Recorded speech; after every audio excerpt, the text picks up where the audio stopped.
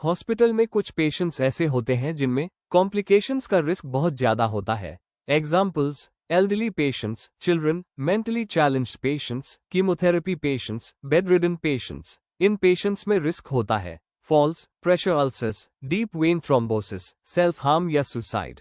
इसीलिए NABH ने COP16 standard बनाया है जो इंश्योर करता है कि हॉस्पिटल्स हाई रिस्क पेशेंट्स को आइडेंटिफाई करें और सिस्टमैटिक तरीके से मैनेज करें। आज की ट्रेनिंग में हम समझेंगे COP16 स्टैंडर्ड क्या कहता है, असेसर वार्ड्स और ICU में क्या चेक करता है, कॉमन NABH नॉन कन्फॉर्मिटीज क्या होती है, हॉस्पिटल COP16 कंप्लायंट कैसे बने। COP16 क्या है? COP16 स्टैंडर्ड कहता है The organization identifies and manages patients who are at high risk of morbidity, mortality. इसका मतलब है हॉस्पिटल को हाई रिस्क पेशेंट्स आइडेंटिफाई करके स्ट्रक्चर्ड मॉनिटरिंग और प्रिवेंटिव केयर प्रोवाइड करनी चाहिए। COP16 के ऑब्जेक्टिव एलिमेंट्स। COP16 के मुख्य एलिमेंट्स हैं identification of vulnerable patients, fall risk assessment and prevention, pressure ulcer risk assessment, deep vein thrombosis DVT risk assessment, restraint management. Assessor इन elements को patient records, nursing charts और ward rounds के दौरान verify करता है।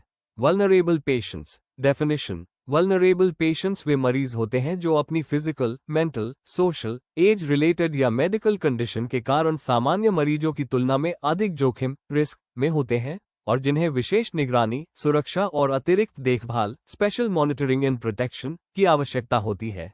सरल शब्दों में वल्नरेबल पेशेंट्स वे मरीज हैं जो स्वयं अपनी सुरक्षा, निर्णय या देखभाल का पूरी तरह से प्रबंधन करने में सक्षम नहीं होते और इसलिए उन्हें अतिरिक्त समर्थन और संरक्षण की आवश्यकता होती है। हॉस्पिटल को आइडेंटिफाई करना चाहिए। Vulnerable patients.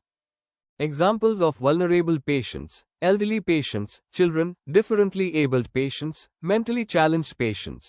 Additional high-risk groups. Examples: patients with suicide risk, comatose patients, critically ill patients, patients under special care. Examples: patients under sedation, patients under anesthesia, pregnant women. Special clinical groups. Examples: dialysis patients, chemotherapy patients, immunosuppressed patients. Written guidance. Hospital के पास written SOP policy होना चाहिए। Vulnerable patient identification, risk management, responsibility for identification policy में define होना चाहिए। कौन vulnerable patients identify करेगा? Usually doctors, nurses. Monitoring of vulnerable patients. High risk patients को मॉनिटर किया जाता है at least twice daily. Consent for vulnerable patients. अगर पेशेंट डिसीजन लेने में सक्षम नहीं है, कॉन्सेंट फैमिली लीगल रिप्रेजेंटेटिव से लिया जाता है। केयर डिलीवरी, केयर प्रोवाइड की जाती है। Defined protocols, standard clinical practices, fall risk assessment. Hospital को आइडेंटिफाई करना चाहिए patients at risk of fall. Fall risk assessment tool, fall risk assess करने के लिए वैलिडेटेड टूल यूज किया जाता है।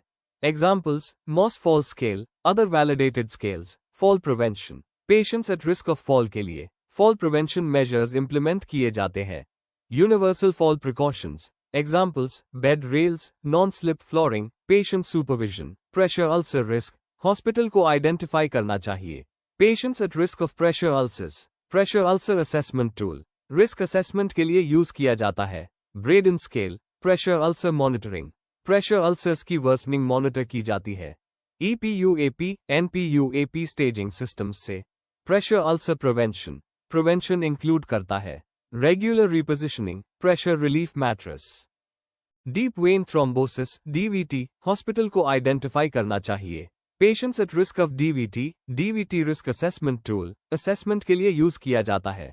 Wells criteria DVT prevention include करता है early mobilisation, anticoagulants, compression devices, restraints management.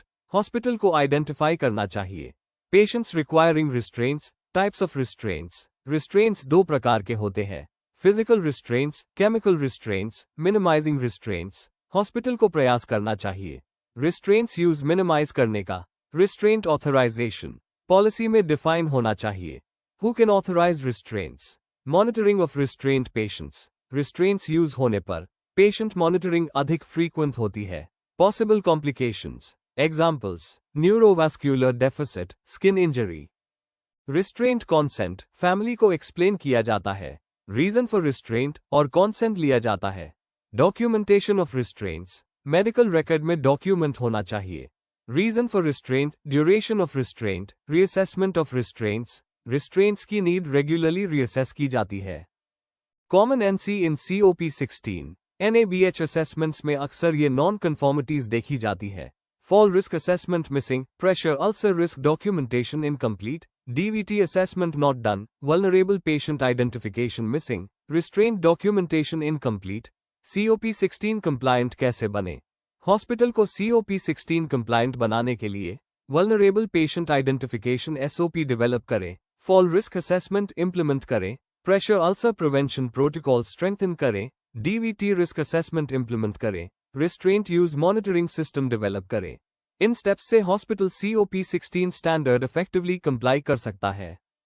इस NABH ट्रेनिंग सीरीज की अगली वीडियो में हम डिस्कस करेंगे COP17 pain management for patients is done in a consistent manner. अगर आप NABH standard step by step सीखना चाहते हैं तो वीडियो को लाइक करें, चैनल को सब्सक्राइब करें, नोटिफिकेशन बेल ऑन करें ताकि आप आने वाली ट्रेनिंग वीडियोस को मिस न करें। Medi quality partners, your trusted NABH guide. धन्यवाद।